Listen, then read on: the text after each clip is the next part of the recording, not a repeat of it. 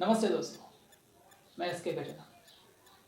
दोस्तों, अक्सर कह दिया जाता है कि स्त्रियों में साहस की कमी होती है और इसी कारण वो गुलामी की जिंदगी जीती रहती है। पर क्या ये सच है? चलिए दोस्तों, इस विषय पर देखते हैं स्त्रियों की क्या प्रतिक्रिया है। वो कहती है कि कैसे छोड़ दो इस आदमी को, बाहर के 100 कमीनों को झेलने से अच्छा है कि घर में एक को झेलना। अब वो ऐसा ही है, क्या करे, कहाँ जाए, सारे रास्ते भी तो बंद हैं। अब तो उम्र भी नहीं रही, उसे तो कोई भी और मिल जाएगी। हमारा क्या होगा? हम अपने बच्चों को लेकर कहाँ जाएं? जाने दो, काट लेंगे जीवन। घर में पूछना पड़ेगा जी, नहीं तो घर में तांडव हो जाएगा। अब मेरा नियंत्रण उन्हीं के हाथ में। मैं उसी के दायरे में रहकर तलाश रही हूं अपना लक्ष्य। दोस्तों, इसी तरह अनगिनत महिलाओं की अनगिनत दर्द भरी आवाजें, उनके जज्बात, उनके एहसास सबको सुनाई तो देते हैं, सबको दिखाई भी देते हैं, लेकिन सुनना कोई नहीं चाहता। वो तो उन्हीं के साथ खत्म हो जाते हैं। कुछ इसी तरह है हमारी पहली कहानी, जिसका नाम है उर्फ देवी जी। लेखिका है रंजना जायसवाल। कहानी का नाम उर्फ देवी जी। दोस्तों, ये जो कहानी है, एक कहानी है लाली की दादी की।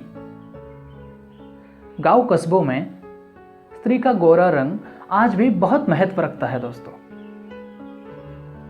लाली की एक दादी ना केवल अपने काले रंग के कारण अपने पति की उपेक्षा झेलती है, बल्कि पुरानी घराने की ऊंची सलाखों के पीछे कैद भी कर दी जाती है।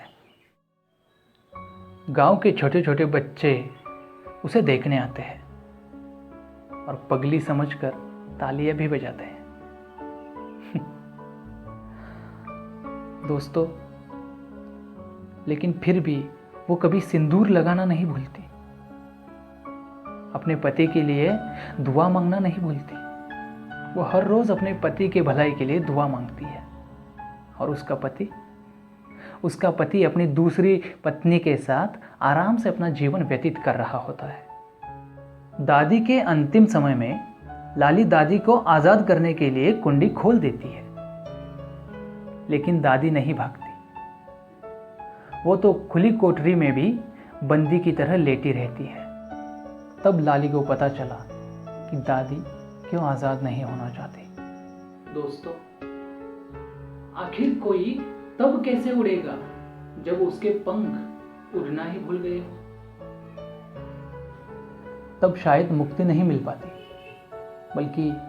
बल्कि उसके बाद के जीवन से जुड़ी आशंकाएं कपकपा देती है। अगर कोई बंधन को ही मुक्ति समझ ले तो क्या गलत है?